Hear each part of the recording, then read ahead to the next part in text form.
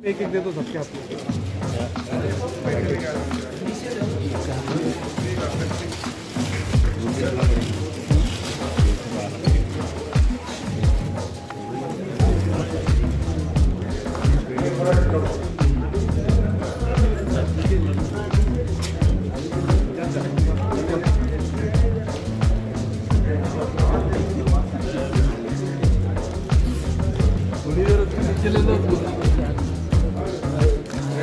Current page बताओ,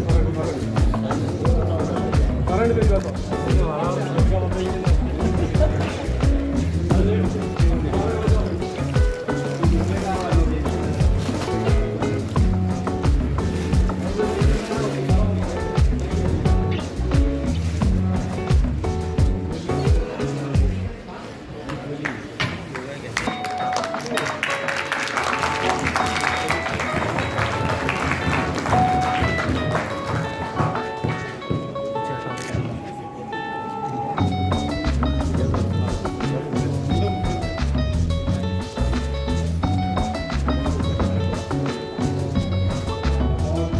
hot topic है आरक्षण का।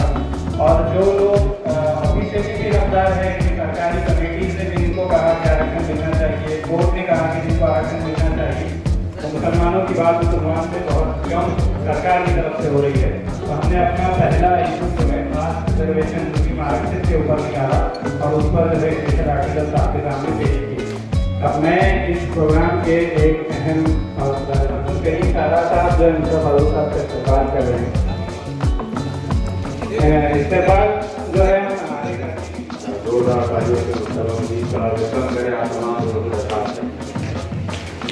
थोड़ा नीचे करो, चेहरा नहीं दिख रहा, थोड़ा नीचे करो।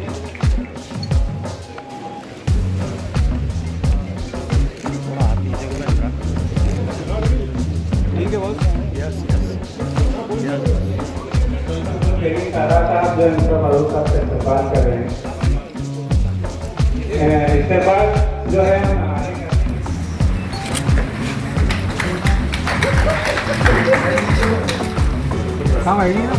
सारा साहब जो इनका भरोसा से इस्तेमाल कर रहे हैं। इसके बाद जो है मोबाइल ले तो मारो ना, पीछे से मार से तुम।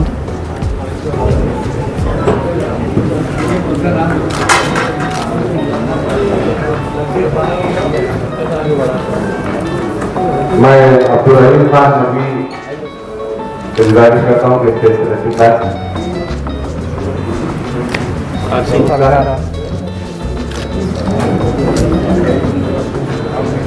परभनी से फेरोज साहब, गाँव से सोहेल सिंह, मैं यहाँ तशरीफ रखते हैं।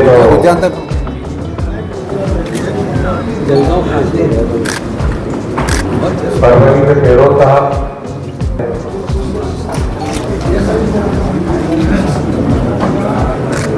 उसके बाद कन्नौज से आसिफ, यहाँ नगर से हमारे साथी इमरान भाई, और विशाल साहब से दरखास्त है क्या विशेष विशाल साहब आज भी माशाल्लाह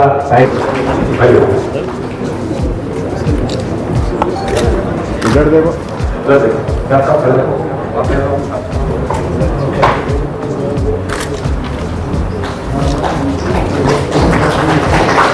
मैं नसीर अहमद खान साहब से भी दरखास्त करता हूँ कि स्टेज पर तशरीफ लाएं।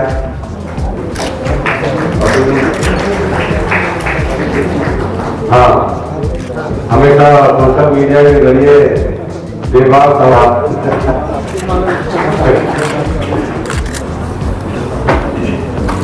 रौनक लाने वाली हो। जी जी रौनक लाने।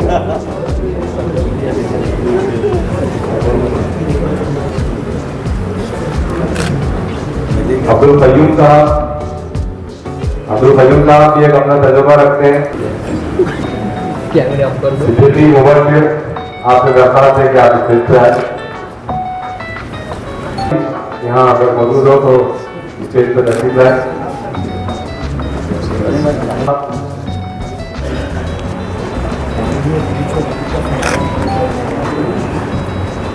तबरेज मोहम्मद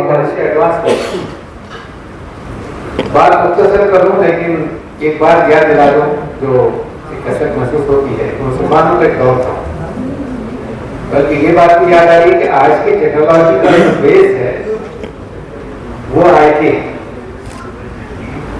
और IT का बेस जो मैथ्स है, वो मैथ्स का बानी जो है मुसलमान अल्गोरिथमिक का बदला हुआ बिगड़ा हुआ तलफ़ुज़ अल्गोरिथम, और कंप्यूटर की कंप्यूटिंग जिस रियाजी पर बेस्ड है वो मुस्लिम मैथमेटिशियन। वो दौर था जब ऑक्सफोर्ड और हार्वर्ड डेवलप हुए, तो मौलवी ने लिखा है कि वहां पर अंग्रेजी नहीं अरबी को फोकस था, इसलिए कि उस वक्त तक अरबी ही में रिसर्च, तो जो लोग अरबी जानते थे उन्हीं को रिसर्च, इसलिए कि उस वक्त रिसर्च अरबी। आज वजूहात बहुत सी हैं, स्टेट का दखल बहुत ज्यादा है, लेकिन उर्दू में रिसर्च बड़ा नाम है। अब दिक्कत ये हो गई कि खुद उर्दू वाले, मैंने मुझे इस पर माफ फरमाया, तो जो टीचर्स उर्दू मीडियम के ग्रांट के हैं उनके बच्चे भी अंग्रेजी में पढ़ते हैं, जो सर्विस उर्दू मीडियम की करते हैं उनके बच्चे भी अंग्रेजी। ये अलग से गुफ्तगू का मौजूद है, सीरियस मौजूद है। शायद अखबार में का एक इस्तेमाल ये भी है जो इश्यूज को आइडेंटिफाई करें, इश्यूज को एनालाइज करें और उसको कंक्लूड करके बताए कि सर इसकी तशखीस की है, ये डॉक्टर साहब हैं, ये कहते हैं कि सर ये टेस्ट करा के आओ, और ये टेस्ट जो है एनालाइज करता है। एनालाइज करने से चीज डिसाइड होती है कि मर्ज क्या है, और जब मर्ज डिसाइड होता है तो इलाज हो जाता है।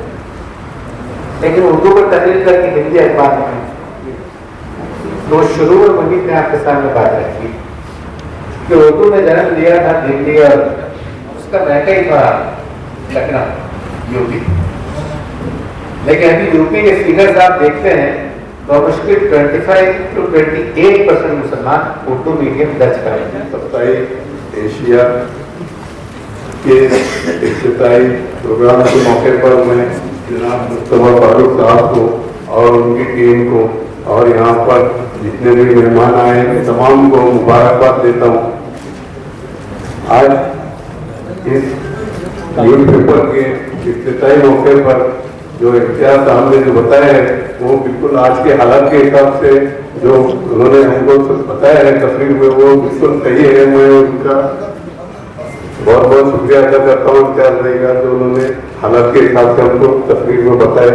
और हमारे संजय केनेकर साहब जो बीजेपी के महामंत्री है महाराष्ट्र के, वो आए हैं, वो तकरीर से पहले नहीं थे, इसलिए मैं केनेकर साहब को बताना चाहता हूँ साहब आप यहाँ पर हमारे जो तो छोटे छोटे जो मसाइल होते हैं बीच में कटकट गेट के जमीन का था, आपने वहां पर आके बहुत सारे लोगों को तसल्ली दी, और इम्तियाज भाई की वजह से और आपकी वजह से हमारे लोगों का जो मसला था कटकट गेट का वो आज तक के हल हो गया है। और आगे भी उम्मीद करता हूँ कि आप हम लोगों को ऐसा ही कोऑपरेट करते रहेंगे। अभी जो है तो अभी न्यूज पेपर का इनॉग्रेशन है, इसलिए मैं आज का जो हालात के एतबार से आज की जो न्यूज है उसके बारे में कुछ बोलना चाहता हूँ। आज न्यूज पेपर में आया है कि जो है तो लोग सड़क पर नमाज पढ़ रहे हैं, दिल्ली में एक पुलिस वाले उनको लात से मार रहे हैं। सर ये न्यूज हमारे लिए बहुत दुख की बात है, जो हमारे लोगों को इस तरह वहां का क्या हुआ हम उसके बारे में नहीं बता सकते, लेकिन जो हुआ है हम उसका प्रॉब्लम और उसका सोल्यूशन चाहते हैं। प्रॉब्लम तो ठीक है, जो हुआ है वो पुलिस वाले ने लात मारा उसको सस्पेंड कर दिए। हम नहीं चाहते हैं कि किसी को सस्पेंड करे और उसके बाल बच्चे रोड पर आए। हमारा इस्लाम नहीं समझाता कि ये नहीं सिखाता कि किसी को तकलीफ हो, उसको सस्पेंड किया है उसका भी हमको दुख है, और उन्हें लात मारा उसका भी हमको दुख है। अब मसला ये है कि हमारे लोग जो, मैं ये बताना चाहता हूँ सड़क पे नमाज पढ़ने की नौबत क्यों है। मैं कहना ही चाहता हूँ कि हमने भी अभी रमजान का महीना आया है, ये न्यूज लगाना चाहिए कि हर मस्जिद में 2 जमातें हो 3 जमातें हो, ताकि लोग अपने अपनी मस्जिद में नमाज पढ़े और उनको ये तकलीफ का सामना न हो। और जो पुलिस वाले ने हमारे नमाजी की बात मारे, मैं उनको नेशनल लिए रिक्वेस्ट करना चाहता हूँ कि भाई तूने मारा था, क्या होती थी हमको नहीं मालूम, लेकिन तूने लोगों के बीच में हमारे जो तकलीफ हो रही है वो पुलिस वाले ने मस्जिद के सामने। मुस्तफा फारूक साहब हिंदी साप्ताहिक हमारा एशिया के मुख्य संपादक मुस्तफा मुनीब साहब, शारिक नक्शबंदी साहब और यहाँ पर स्टेज पर मौजूद तमाम मोअज़्ज़ज़ मेहमानान,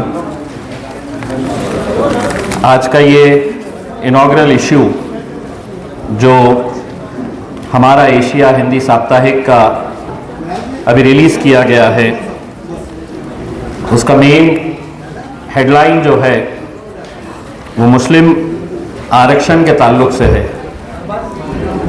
और उस पर लिखा गया है आरक्षण चाहिए 20%, हमें हमारा हक दो। दरअसल इस उन्वान के ऊपर, इस सब्जेक्ट के ऊपर जब पार्लियामेंट के अंदर बहस चल रही थी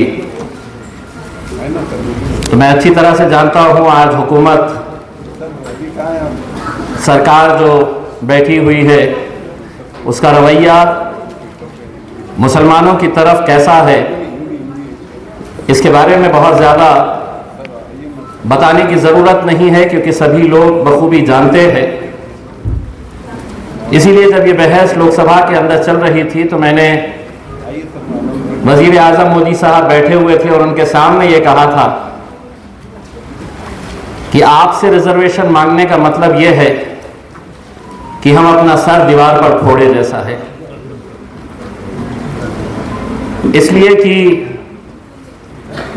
एक ऐसा माहौल इस मुल्क के अंदर पैदा कर दिया गया है कि हुकूमत आपसे ये कह रही है कि हम आपको सांस लेने दे रहे हैं, यह बहुत बड़ी बात है।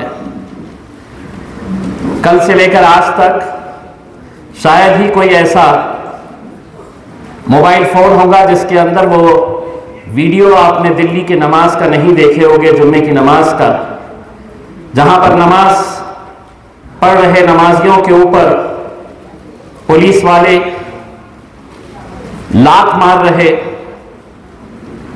जानमाज की किस तरीके से बेहुरमती की जा रही, ये सभी लोग देखने के बावजूद भी अगर कल उस पुलिस वाले को सिर्फ सस्पेंड किया गया है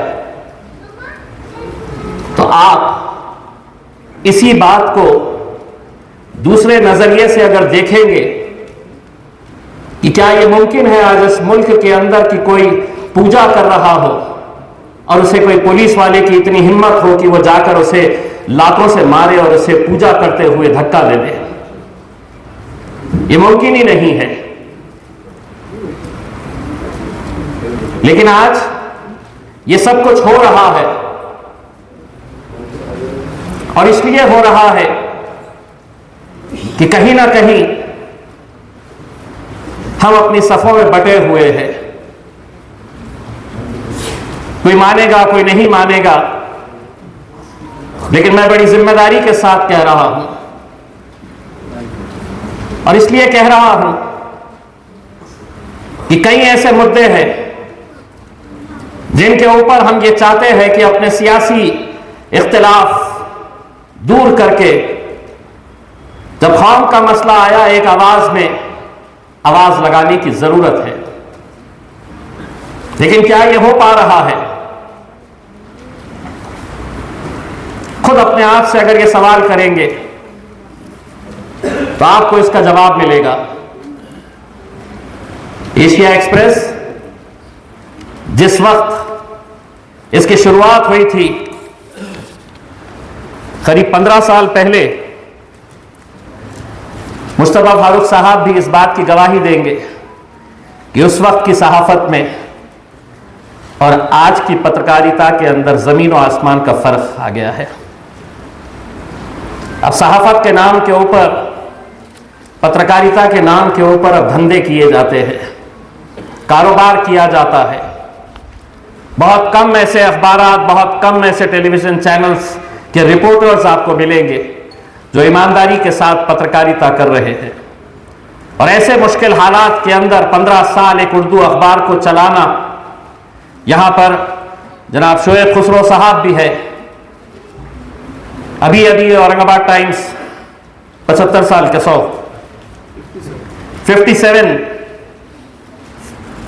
57 साल से एक उर्दू अखबार निकालना कोई मामूली बात नहीं है। जब हमारे हाथ में आता है तो हम उसका सिर्फ हम कीमत कितनी दे रहे हैं उससे अंदाजा लगाते हैं, लेकिन एक उर्दू अखबार निकालने के लिए कितनी मेहनत और मशक्कत करनी पड़ती है। क्या यह सही नहीं है कि कोविड के बाद पूरे न्यूज़पेपर इंडस्ट्री को एक बहुत बड़ा झटका पड़ा है? बड़े बड़े ऑर्गेनाइजेशंस के न्यूज़पेपर बंद कर दिए गए, और सबसे ज्यादा अगर नुकसान किसी का हुआ तो उर्दू अखबारात का। वो इसलिए ये हुकूमत जब आई तो सबसे पहले उन्होंने वार किसी के ऊपर किया तो उर्दू अखबारात के एडवर्टाइजिंग के ऊपर। जो एडवर्टाइजिंग का बजट फिक्स हुआ करता था, उसकी कैटेगरी फिक्स थी, उन्होंने उस अखबार के ऊपर पहले हमला किया। नतीजा यह हुआ कि इस मुल्क के अंदर सौों से उर्दू अखबार जो है वो बंद पड़ गए। जो बचे हुए हैं उन्हें जिंदा रखने की जिम्मेदारी अब अगर हुकूमत से उम्मीदें लगाएंगे तो मेरे हिसाब से अपने आप से हम धोखा कर रहे हैं। उर्दू अखबारों को जिंदा रखने की जिम्मेदारी हम सब की है, अखबार खरीदने की जिम्मेदारी हम सब की है, उर्दू में बच्चों को पढ़ाने की जिम्मेदारी हम सब की है। और मैं इसलिए कह रहा हूं कि आने वाले कुछ सालों के बाद कहीं ऐसा ना हो कि हमें यह कहने का वक्त आ जाए कि एक जबान हुआ करती थी इस मुल्क के अंदर जिसका नाम उर्दू हुआ करता था। मैं खुद उर्दू जानता नहीं था, ना स्कूल में पढ़ा, ना कॉलेज में पढ़ा, ना कहीं बाहर पढ़ा, लेकिन अखबारात में जो फिल्मों के कॉलम आते थे वो फिल्मों के कॉलम पढ़ते पढ़ते आज अल्हम्दुलिल्लाह पूरा का पूरा उर्दू अखबार में पढ़ सकता हूं। तो ये उर्दू को भी जिंदा रखना हमारे लिए बहुत जरूरी है। आज वैसे मीडिया के अलग अलग प्लेटफॉर्म्स आ रहे हैं, जिसमें एक सोशल मीडिया का भी एक बड़ा प्लेटफॉर्म है। और जैसा मैं आपको बताया, ये हुकूमत जब सरकार में आके बैठी तो उन्होंने सबसे पहला अगर कुछ काम किया तो उन्होंने ये कहा कि एजेंसीज को तो हम वैसे भी अपने कब्जे में ले लेंगे, चाहे वो इन्वेस्टिगेटिंग एजेंसीज कोई भी हो। अब हाई कोर्ट के और सुप्रीम कोर्ट के जज अगर रेजिग्नेशन देकर अगर भारतीय जनता पार्टी के टिकट के ऊपर इलेक्शन लड़ रहे हैं तो आप सोचिए कि ये मुल्क कहां चला गया है। आप सोचिए कि जिस अदलिया के उस मुकाम के ऊपर वो जज बैठा हुआ है और वो रिजाइन करके ये कहता है कि अब मैं भारतीय जनता पार्टी के टिकट के ऊपर इलेक्शन लड़ूंगा, तो उसने जब फैसले दिया होगा तो किसके हक में दिया होगा, किसको नाराज नहीं कर सकता है वो अच्छी तरह से जानता है। इसलिए पार्लियामेंट के अंदर मैंने भी ये मांग की थी कि अगर कोई पुलिस कमिश्नर हो, आर्मी चीफ हो, सुप्रीम कोर्ट या हाई कोर्ट का जज हो, रिटायरमेंट लेता है या उसका रिटायरमेंट होता है तो कम से कम 3 साल का एक कूलिंग पीरियड होना चाहिए। 3 साल के बाद, उसके रिटायरमेंट के बाद हुकूमत ने उसको सियासत के अंदर आने का फैसला करना चाहिए, क्योंकि ये वो पोस्ट है कि अगर सबको अगर ये पता चल गया कि हुकूमत इनकी है, मुझे इनके साथ इलेक्शन लड़ने का है, तो वो कहीं पर भी इंसाफ नहीं करेगा और उसके शिकार सबसे ज्यादा हम हो गए। तो आज इस माहौल के अंदर हम जी रहे हैं। आज ये सोशल मीडिया का दौर बहुत पावरफुल हो गया है। अब व्हाट्सएप के ऊपर आपको खबरें, चटपटी खबरें कैसा उसकी हेडलाइन कितनी तामझाम करके बताना है कि मजबूर हो जाए खोलने के लिए। डॉक्टर शोएब साहब चले गए क्या? मेरी पार्टी में थे ही नहीं कभी वो। शोएब साहब मेरी पार्टी में थे ही नहीं। मुझे एक हेडलाइन आई यूट्यूब चैनल के जरिए, MIM को बड़ा झटका, शोएब हाशमी शिवसेना ज्वाइन कर लिया। मैंने कहा ये मेरे पास थे कब जो चले गए हैं। तो सिर्फ सनसनीखेज खबरें बताना और इम्तियाज जलील के नाम के ऊपर तो जितना TRP ले सकते हैं। मेरे मुखालिफिन से जाकर पूछो ये पंखा क्यों तेजी से नहीं चल रहा है, तो इम्तियाज जलील जिम्मेदार है उसके लिए। इतनी तेज धूप क्यों आ रही है? मैं आज जरूरत इस बात की है कि जर्नलिज्म किसी जमाने के अंदर एक नोबल प्रोफेशन हुआ करता था, पत्रकारिता एक नोबल प्रोफेशन हुआ करती थी। मुस्तफा फारूकी साहब, मैं NDTV के लिए जब काम करता था तो प्याज की कीमतें एक वक्त में बहुत आसमान चढ़कर बोल रही थी, हुकूमत गिरने की नौबत आ गई थी कि उस वक्त मुझे ये बताया गया था कि प्याज का किसान जब अपनी फसल निकाल रहा है, वहां से लेके घर तक प्याज जब पहुंचती है तो किसान को क्या मिलता है, बिचौलियों को क्या मिलता है, होलसेल मार्केट में जब जाता है तो क्या मिलता है। तो इसका पूरा स्टोरी कितनी थी तो महज 3.5 मिनट की स्टोरी। लेकिन रोज सुबह 4 बजे उठ के पूना के करीब शिरूर के पास एक किसान के पास हम जाते। किसान वैसे भी रात में, वो किसान फसल निकाल रहा है, एक दिन वो शूट कर लिए, फिर गोडाउन के अंदर उसकी सफाई हो रही है। कुछ दिनों के बाद उसे ट्रैक्टर में भरकर पूना के मार्केट यार्ड में लाया जा रहा है। किसान को कितने पैसे दिए जा रहे हैं? हमारे दोस्त संजय केनेकर साहब भी आए हैं, जोरदार तालियों से इनका भी इस्तकबाल करिए।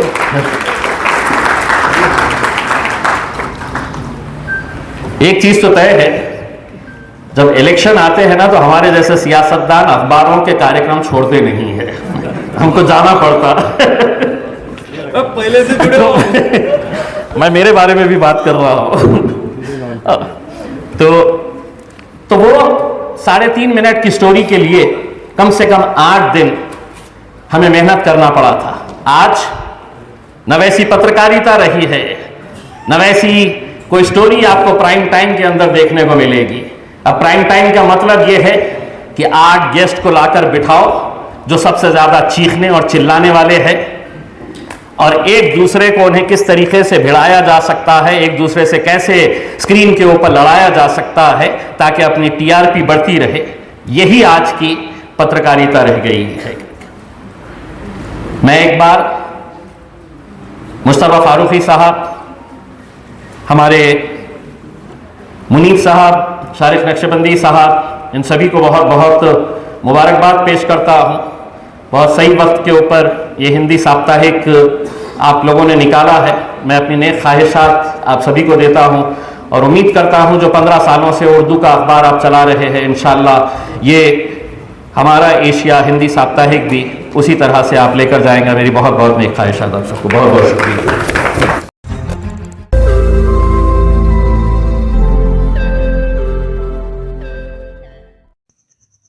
रोज नई खबरों को देखने के लिए हमारे औरंगाबाद समाचार चैनल को सब्सक्राइब कीजिए और नोटिफिकेशन पाने के लिए हमारे बेल आइकन को दबाइए ताकि हर खबर की नोटिफिकेशन आपको मिलती रहे।